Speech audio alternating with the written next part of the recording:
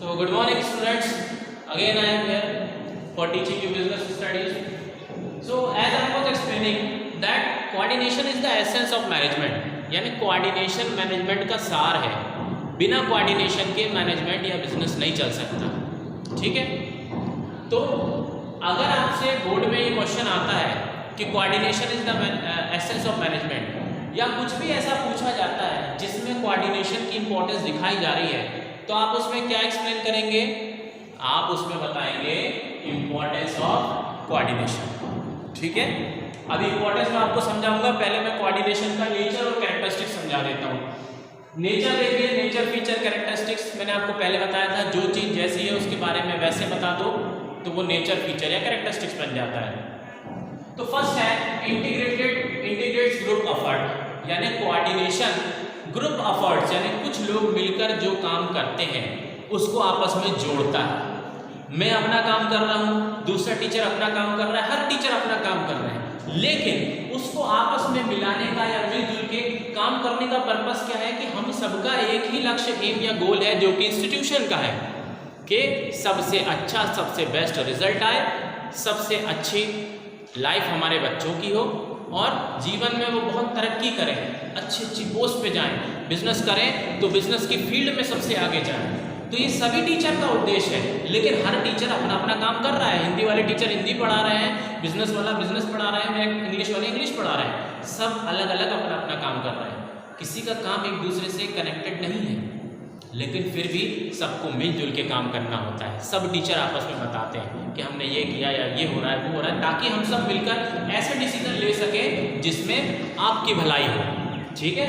तो coordination group effort को integrate यानी जोड़ता है। दूसरा है श्योर यूनिटी ऑफ एक्शन।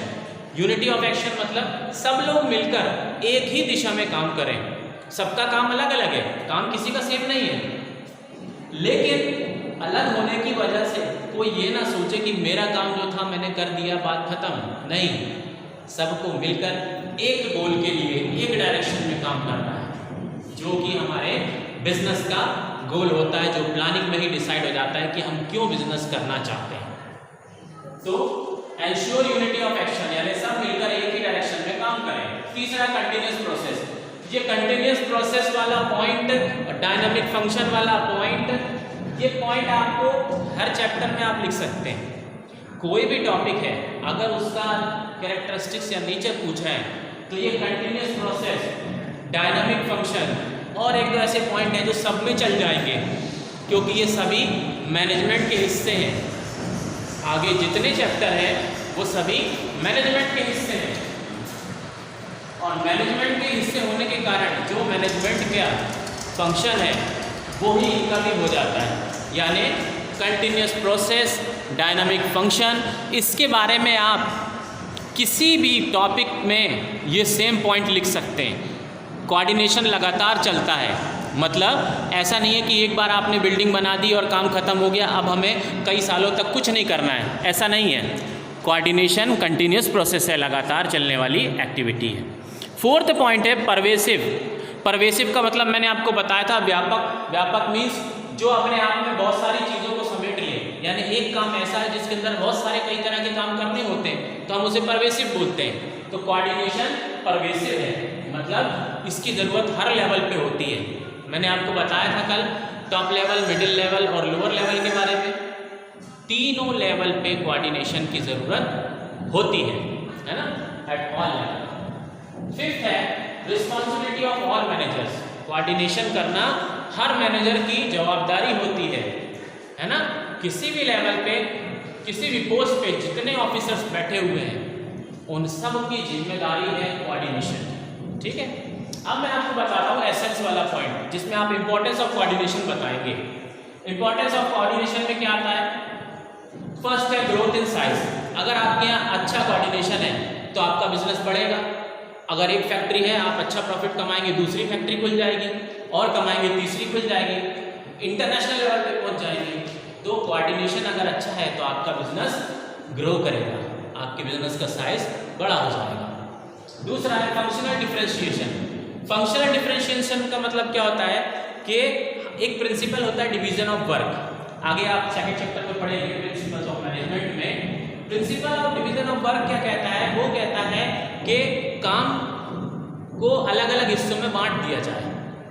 जैसे एक बुक हमें छापनी है तो प्रिंटिंग का काम कोई और करेगा, पेपर काटने का काम कोई और करेगा, उसका कवर चढ़ाने का काम कोई और करेगा, उसमें पिन और धागा लगाने का काम कोई और करेगा, उसकी क्वालिटी टेस्टिंग का काम कोई और करेगा। काम को बांट दिया जाए, ये कहलाता है principle of division of work. इसमें होता क्या है कि एक व्यक्ति जब एक ही तरह का काम करता है, अगर कोई एक व्यक्ति पूरी बुक बनाएगा तो वो पहले कागज काटेगा, फिर उस पर छपाई करेगा, फिर उसको बाइंड करेगा, फिर उस पर कवर चढ़ाएगा। तो एक व्यक्ति अगर एक ही काम अलग अलग तरह के सारे काम करने लगेगा तो वो अपना काम ठीक से नहीं कर पाता है।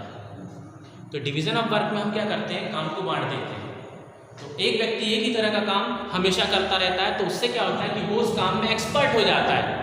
अभी आपसे ही कहा जाए कि आपको सिर्फ लिखना है, आप बस 24 घंटे लिखते रहिए, तो एक समय ऐसा आएगा कि आपकी स्पीड बहुत ज़्यादा बढ़ जाएगी लिखने की और आपकी राइटिंग भी सुधर जाएगी, क्योंकि आप उसी काम को दिन भर कर रहे हैं। आपकी बॉडी, आपका माइंड उसमें एक्सपर्ट हो जाएगा।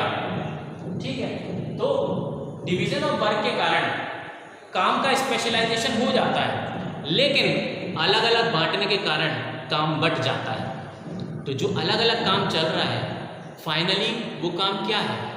हम एक बुक छाप रहे हैं, फाइनली हमको एक छपी हुई सुंदर और अच्छी बुक चाहिए। तो ये सारा जो काम अलग अलग बांट दिया है, इसको वापस जोड़ने का काम कौन करेगा? कोऑर्डिनेशन करेगा।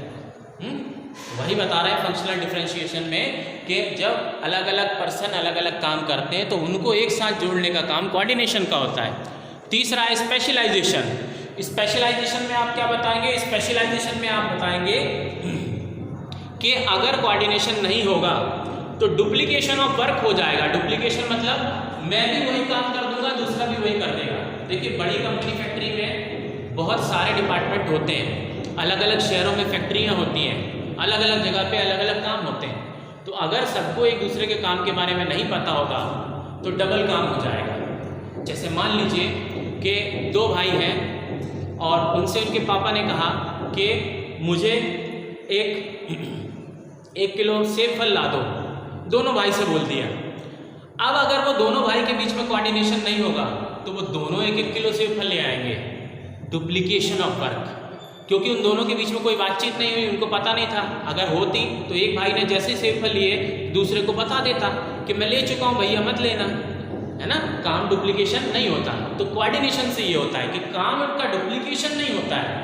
दूसरा ओवरलैपिंग। ओवरलैपिंग मतलब एक काम को करने के बाद में उसी काम से रिलेटेड जो कि नहीं करना चाहिए था वो भी कर दिया।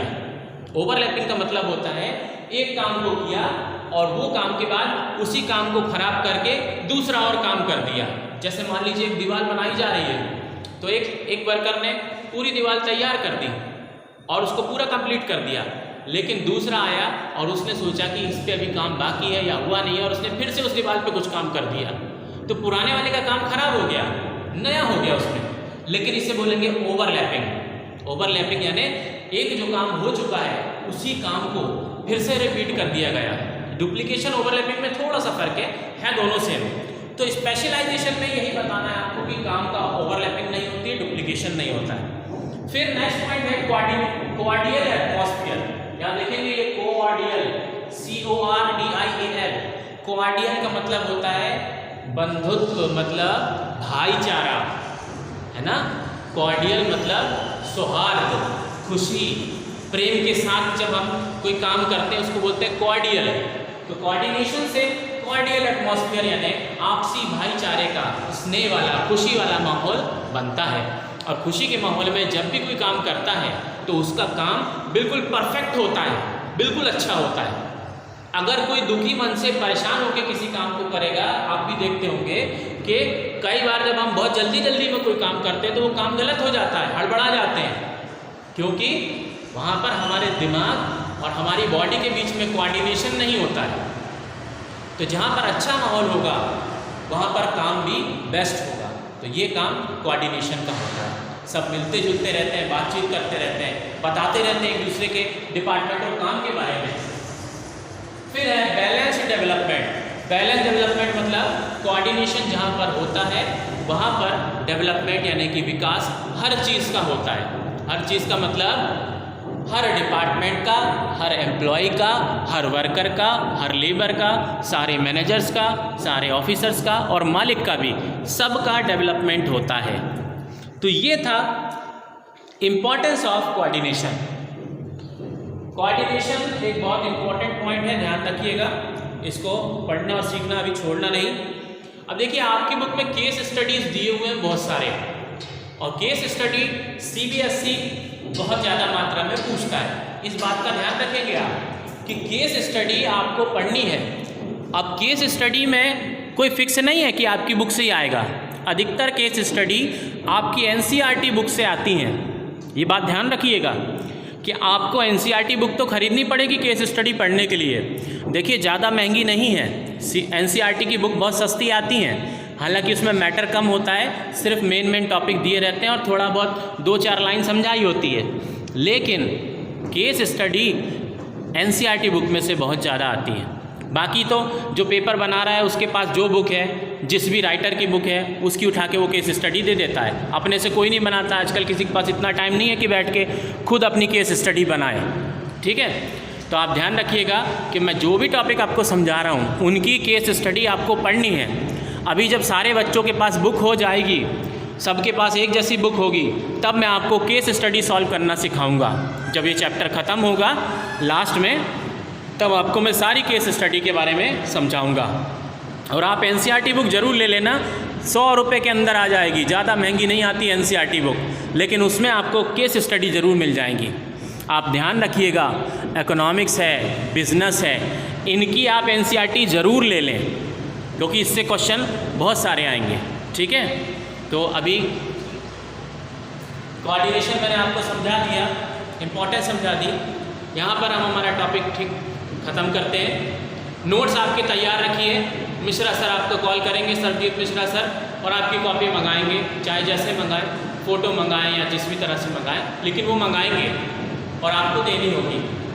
और जिन बच्चों की फ़ीस पे नहीं हुई है, रजिस्ट्रेशन का काम चल रहा है, आप लोग फ़ीस पे अपनी जाकर कर दें, इस बात का ध्यान रखें, है ना।